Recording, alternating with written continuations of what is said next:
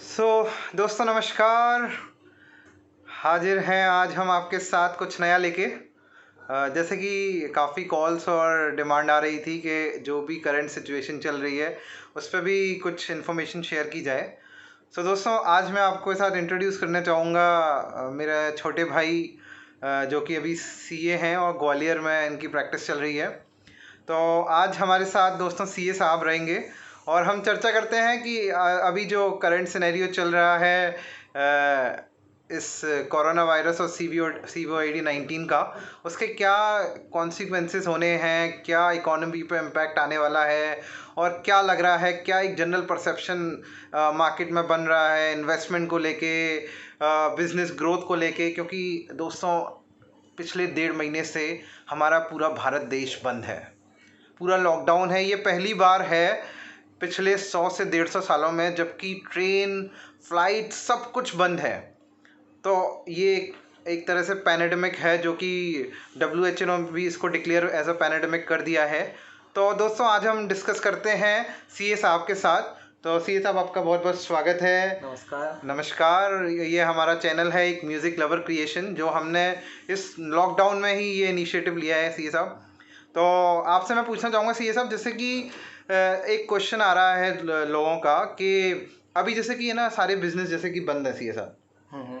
तो अब लोग जो बिजनेसमैन हैं वो घरों में हैं, फ्री हैं, तो आप उनको क्या सजेशन देना चाहेंगे कि कैसे वो अपने बिजनेस के लिए या कैसे अपनी वेल्थ को ग्रो कर सकते हैं, मतलब शेयर मार्केट में कहाँ इस फ्री टाइम को कैसे यूटिलाइज कर सकते हैं। तो ओवर टू सीए साहब। एक्चुअली प्रॉब्लम जो हमारे देश में लोगों के सामने बिजनेस में आई है वो ये प्रॉब्लम है कि हमारे देश में और जो कि है ना डेवलप कंट्री होती हैं वहाँ के मैक्सिमम बिजनेस आईटी पे बेस होते हैं। Okay. और हमारे देश में जितने भी बिजनेस हैं वो लगभग आईटी पे बेस नहीं है प्रॉपरली। राइट। इस कारण से हम थोड़ा सा इस लॉकडाउन में ज़्यादा बैक हो गए हैं हमारे बिजनेसमैन, बिकॉज क्योंकि हमारे यहाँ के बिजनेस आईटी का सपोर्ट अपने बिजनेस ड्यूरेशन में नहीं ले रहे हैं। सो दोस्तों देखा आपने, सीए साहब ने अपना एक पॉइंट रखा। तो सीए साहब मैं एक और कुछ बातें जानना चाहूँगा। आपको क्या लग रहा है कब तक बिजनेस एटलीस्ट 50% पेस पे आने की उम्मीद है, और क्या जो बिजनेस होल्डर्स हैं, जो हमारे स्मॉल सेक्टर और एक लार्ज सेक्टर की चलो हम बात बाद में करते हैं, जो हमारे स्मॉल सेक्टर है जिसमें अराउंड छोटी छोटी फैक्ट्रीज़ हैं, कंपनीज़ हैं, जहाँ 100 से 200 500 लोग तक एम्प्लॉयज़ हैं, मेरा मानना है कि इम्पैक्ट उस लेवल पे बहुत आना है। तो आप क्या सजेशन देना चाहेंगे और आपको क्या लगता है कि बिज़नेस कब थोड़ा सा पेस पे आना शुरू होगा? जैसे कि करंट जो पोजीशन बन रही है हमारे देश में, भारत में, तो उसके आधार पर अगर अपन देखें तो अभी हमको लगभग इससे बाहर निकलने में लगभग 1 साल का समय लगेगा। लेकिन धीरे धीरे एक्चुअली क्या है, जैसी जैसी एसेंशियल चीज़ें हैं वो थोड़ा जल्दी इससे बाहर आ जाएंगे वो बिज़नेस, और जो स्मॉल स्केल इंटरप्राइजेस हैं वो धीरे धीरे इस सिनेरियो से बाहर होते जाएंगे, जैसे 6 महीने में, 8 महीने में। एक्चुअली ये जो टाइम है वो थोड़ा सा ऐसा टाइम है जिसको हमें थोड़ा पेशेंस रख के चलने वाला समय आ गया है। राइट। इस समय हमको थोड़ा सा पेशेंस रखना है बिज़नेस को चलाने के लिए, और धीरे धीरे सर्वाइवल करना है जिससे कि हम इससे पार पा सकें। बहुत बढ़िया। तो दोस्तों जैसा कि आपने सुना कि हमें पेशेंस रखना है, और पेशेंस ही मैं समझता हूँ एक हथियार है अभी। अगर आप पेशेंस रखेंगे, क्योंकि ये जो प्रॉब्लम है दोस्तों वो ग्लोबल प्रॉब्लम है, ये ना हमारे सिटी की है ना देश की है, ये world wide, even US, Europe, Italy, Japan, China जैसे बड़े बड़े देश जिनकी वर्ल्ड इकोनॉमी में जिनकी एक थाक है वो इससे चरमरा गए हैं। तो भारत में इसके इम्पैक्ट होना लाजमी है। और मैं समझता हूँ कि जो हमारा अर्ली लॉकडाउन रहा, आप क्या समझते हैं सीए साहब? आई थिंक वो एक अच्छा फैसला था जनता के हित के नहीं, लिए। ये बहुत अच्छा फैसला हमारे प्रधानमंत्री मोदी जी ने लिया था। ये बहुत अच्छा फैसला रहा जिससे कि हम बाकी कंट्रियों की अपेक्षा हम अपने देश को काफ़ी स्तर तक बता पाए। अदरवाइज़ हमारे देश में भी बहुत प्रॉब्लम ऐसी ही क्रिएट हो जाती हैं जैसे कि इटली, अमेरिका और जापान में हुई। ऐसी ही प्रॉब्लम हमें भी देखने को मिलती है। तो दोस्तों जैसा कि देखा आपने, हमें we have to salute our prime leader mister Modi ji, जिन्होंने एक बहुत अच्छा फैसला, जिसे जनहित फैसला हम बोल सकते हैं, और एक बहुत ही अर्ली स्टेज पे लिया जब इंडिया में मात्र 500 केसेस थे। और पूरे वर्ल्ड में मैं आपको बताना चाहूँगा, इस फैक्ट के साथ रूबरू करवाना चाहूँगा कि पूरे वर्ल्ड में कोई भी ऐसा देश नहीं था जिसने ओनली 500 केसेस पे द एंटायर नेशन लॉकडाउन कर दिया हो। तो दोस्तों ये डिसीजन हमारे इंडिया में लिया है और इसके काफ़ी अच्छे रिजल्ट्स हम देख रहे हैं कि अभी तक केस सिर्फ 30,000 हुए हैं। जैसे कि एक्चुअली प्रॉब्लम क्या है इस सिनेरियो से बाहर आने की, जैसे आपने एक बात कही थी तो मैं उस पर बताना चाहूँगा कि इस सिनेरियो से बाहर आना, एक्चुअली लॉकडाउन धीरे धीरे हो सकता है गवर्नमेंट आने वाले समय में खुलेगी, लेकिन लॉकडाउन खुलने से क्या हम इस सिनेरियो से बाहर आ जाएंगे? नहीं। इस सिनेरियो से बाहर आने के लिए सबसे बेसिक रिक्वायरमेंट जो होगी वो होगी कोविड-19 की वैक्सीन। जब तक वो हमारे सामने उपलब्ध नहीं होगी तब तक हमारी पब्लिक पूरी तरह से बाजार में नहीं आ पाएगी, और जब तक पूरी पब्लिक बाजार में नहीं आएगी तब तक मार्केट नॉर्मल होने के चांसेस कैसे भी नहीं हो पाएंगे। एग्जैक्टली। तो इसलिए सभी ये वर्ल्ड वाइड एक प्रॉब्लम जो है, इसका एक ही सॉल्यूशन जो वैक्सीन पे इतनी रिसर्च की जा रही है वो केवल इसी कारण से की जा रही है कि सभी देशों की इकोनॉमी जो डाउन है वो धीरे धीरे बैलेंस पे लाई जा सके।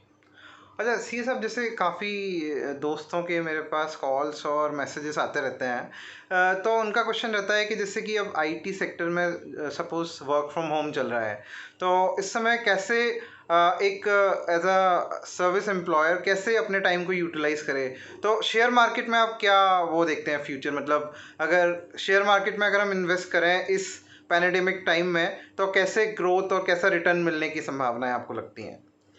एक्चुअली सर क्या है, इस सिनेरियो को हम देखें तो मेरा मानना खुद का पर्सनली ये है कि हमें हर समय कुछ ना कुछ सीखना चाहिए। राइट। इंसान की उम्र में कभी भी सीखने का कोई वो लिमिट नहीं होती। तो हम हर समय सीख सकता है। वी कैन से कि life is all about learning. आप बिल्कुल, लर्निंग आपकी चलती रहनी चाहिए और वो लाइफ टाइम चलती है जब तक कि आप चलते हो। राइट।